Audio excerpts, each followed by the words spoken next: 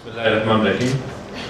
First Lady, Excellencies, ladies and gentlemen, very warm good afternoon to all of you. And in this very important gathering, I'm extremely to be happy here today.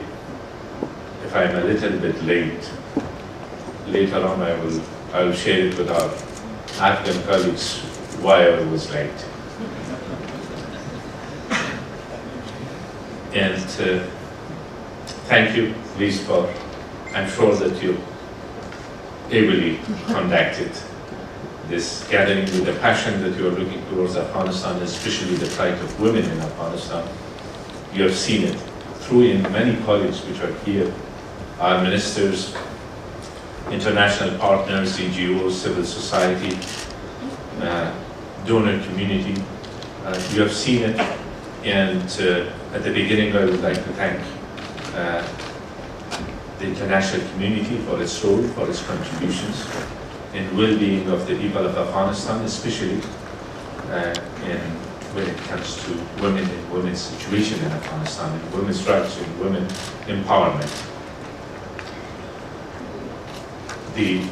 At the same time, the achievements of our women, we need to congratulate Afghan women for their achievement. It's because of their sacrifices, their steadfastness, their leadership, and their women determination that moved Afghanistan from a very dark era where the basic rights of women were denied and women were treated as subhuman in their own perception by those rulers in part of our country. From that situation to today's situation, a lot has been achieved, which is again due to sacrifices and braveness of our women. At the same time, the support that we receive from the international community throughout. I will try to stick to my prepared statement and sometimes skip it. The socio-economic empowerment and women empowerment as a whole, but socio-economic empowerment, political empowerment. We have many examples in this hall of those women entrepreneurs, women who are running the NGOs, which are active in the society, women ministers, women leaders as a whole, and that in itself testifies to what I claimed earlier, that a lot has been achieved. Are we where we ought to be, or we needed to be as a whole when it comes to women's rights and women empowerment? No. Still there are discriminations. Still there are difficult and challenging conditions imposed upon women of Afghanistan. Still there is violence against women. And if we take the education, the higher education, the rate of participation in the higher education is not satisfactory, far from satisfactory. Even in the education as a whole, because of security challenges in different parts of the country, there have been setbacks. But what I consider as a big change from a situation, let's say a few decades ago, even under the normal, the times that we considered it normal in peaceful times, that parents will pay for the schoolmasters to release their children, mainly boys, to allow them not to be at school.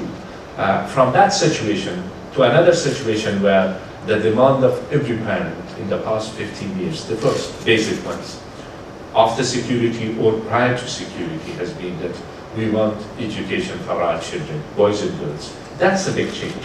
When the mindset changes, when the mentality changes, the rest of it, it's only a matter of time. But do we have enough time ahead of us, Afghanistan, in order to stand on its own feet, in order to be able to address the challenges that are ahead of us, to utilize the opportunities which are there for us? Earlier, the gentleman questioned about the mining industries and extractive industries in the role, in the situation, in the conditions there. Afghanistan as a potentially rich country, it will never be able to materialize the dreams of its people without full participation of women in the political life, in the socio-economic affairs, in materialization of their rights. And there, the unity government, President Ghani, as the President of Afghanistan, all of us in the government, since the formation of the unity government, we should, I'm not intending to claim credit as the government. It was our duty, it was our responsibility, it was what the people voted for us because of it. We have promised to the people that we will change the circumstances, we will change the environment for our women, for our girls, for our boys as a whole. It's because of that we are here in the government. So without intending to claim credit for it, I should say that big changes has happened for women in the cabinet, women in the government posts, different ones, ambassadorial posts. These are small steps, but important steps. I was reading the memoirs of one of the ex-officials in Afghanistan from the previous regimes, and he considered the presence of one woman, Mrs. late Kubra Nuzai, as the first woman Minister of Health. So how it looked, what it meant for the country at that time. Today, changes are big in different fields, and certain challenges remains to be addressed. Illiteracy still is higher among women throughout the country, and especially in the rural areas of Afghanistan. And the access to basic needs and basic services, including health service. While the changes are there, progress has been made, but at the same time, still there are areas where girls are working for 3 hours in order to get to school. Mothers are working for over 2 to 3, more than that, 5 hours in order to get to the first clinic. So it means that in spite of the investment in these areas, the situation is far from being satisfactory. Violence against women, the statistics are alarming. The percentage of women who have seen violence or experiencing violence. There is another side to it as well, that today, because of the social media, the awareness is there. Things get to us. It doesn't mean that earlier the level of violence was lower and today it's higher. It was at that time it was considered. There were times that it was considered as normal, as very natural, as good thing in the society. We as a nation, unless we look deep into what is surrounding us and what is in us, and sincerely address it without prejudice. At times, violence against women was a good thing in the society. This doesn't look good as a citizen of a country, but those things have changed today.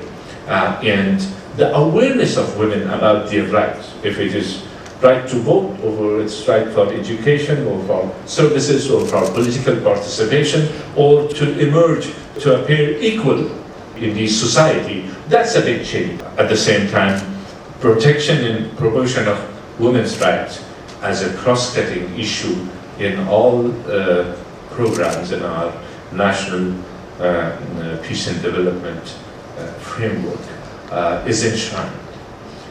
If it is developmental program, if it is citizen charter, which is a very broad program which includes rural areas as well as urban areas, because National Solidarity Program covered mainly the rural areas. But in the Citizens Charter, which covers rural as well as urban areas, we have tried, we have made efforts to make sure that the equal participation of women is guaranteed.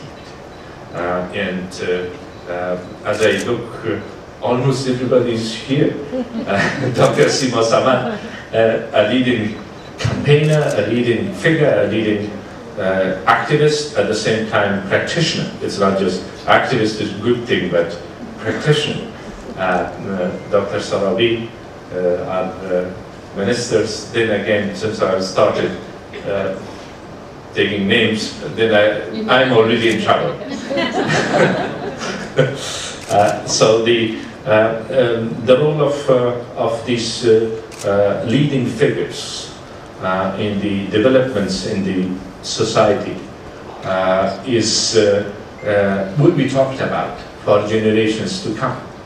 In the same way that I was reading that book, I knew about it, but that chapter which described the role of first Afghan women minister, let's say 42 years back, in the cabinet, and how it was seen from outside, how it was working within the cabinet, what sort of restrictions were there in spite of the fact that that decision was made, and in the same light, the future generations will look upon you, which are making these sacrifices and have taken lead in this field.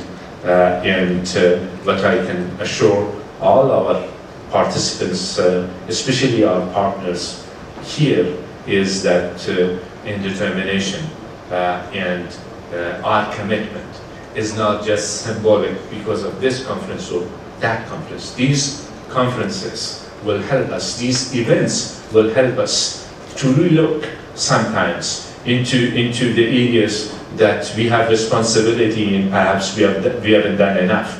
We haven't done enough.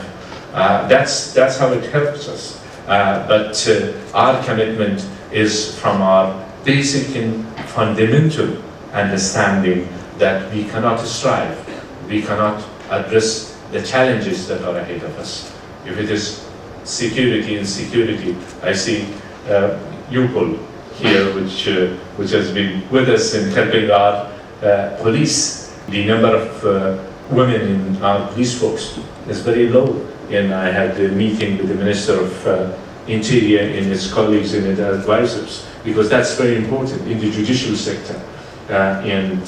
So challenges are there, but the will and the commitment and the determination in our part as Afghan government, as unity government, is real.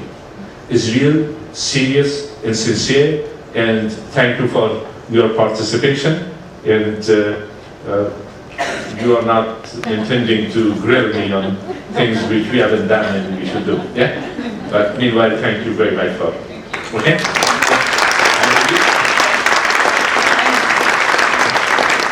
Dr. Abdullah, if we could have you here not just as the Chief Executive, but let us regard you as an ambassador for Afghan men, and to relate to you that one of the discussions was that some of the things which hold women back is not the lack of resources or the lack of commitment, but it's very deeply rooted attitudes. It's not just in Afghanistan, but it's in many parts of the world. And if you could take some of the thoughts and some of the commitment you've expressed here and try to make the changes, both you are a very prominent politician, you interact with men and all levels of society, some with warlord hats, some with tribal hats, some with no hats, and try to convey some of what you have expressed to us, and little by little Afghanistan will change in the culture and the kind of understandings that hold women back.